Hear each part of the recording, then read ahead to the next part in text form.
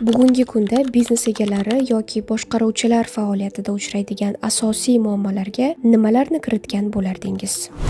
Aslini olganda biznesni tashkil etish va uni yurgizish bilan bog'liq bo'ladigan muammolar juda ko'p. Ya'ni tadbirkor biznesini tashkil etish va boshqarish jarayonida juda ko'p muammolarga duch keladi.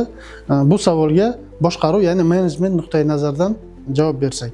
Amaliyotga qaraydigan bo'lsak, ko'pchilik tadbirkorlar, biznesdagi tanishlarim, qolaversa rahbarlar faoliyatini kuzatadigan bo'lsak, hammasida umumiy bir og'riqli nuqta kuzatiladi. Ko'pchilikda g'oya bor, reja bor, harakat bor, lekin qanday qilib mana shu g'oyani ishlaydigan strategiyaga aylantirish bo'yicha bir aniq instrumentlari mavjud emas. Natijada g'oya muammoda emas, aynan mana shu g'oyani qanday qilib ishlaydigan strategiyaga aylantirishda. Agar muammo g'oyada emas, boshqaruvda bo'lsa, unda ular o'rtasidagi asosiy mos kelmaslik qayerda deb o'ylaysiz? Xo'sh, amaliyotga qaraydigan bo'lsak, eng katta muammo bu qo'yilgan reja bilan kundalik vazifalarni bir-biriga nomuvofiqligi, mos kelmasligi bo'lib hisoblanadi.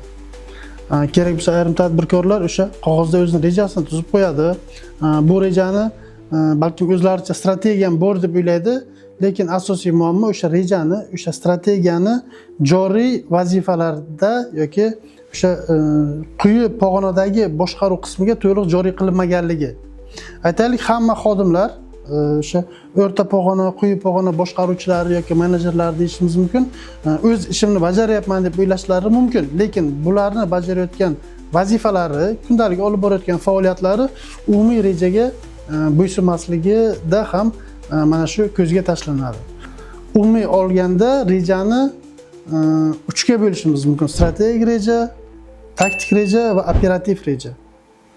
Mana shu operativ reja bu xodimlarning kundalik faoliyatida namoyon bo'ladi. Ya'ni xodimlarning kundalik olib borayotgan faoliyati yuqoridagi strategiyaga mos kelishi kerak bo'ladi. Biznesda reja bilan kundalik ish bir-biriga mos kelishi uchun rahbar eng avvalo nima qilishi kerak? Bu yerda eng asosiy va birinchi qadam ustuvorlikni aniqlash bo'lib hisoblanadi. Hamma narsani bir xil muhim deb hisoblaydigan bo'lsak, demak hech narsa muhim emas.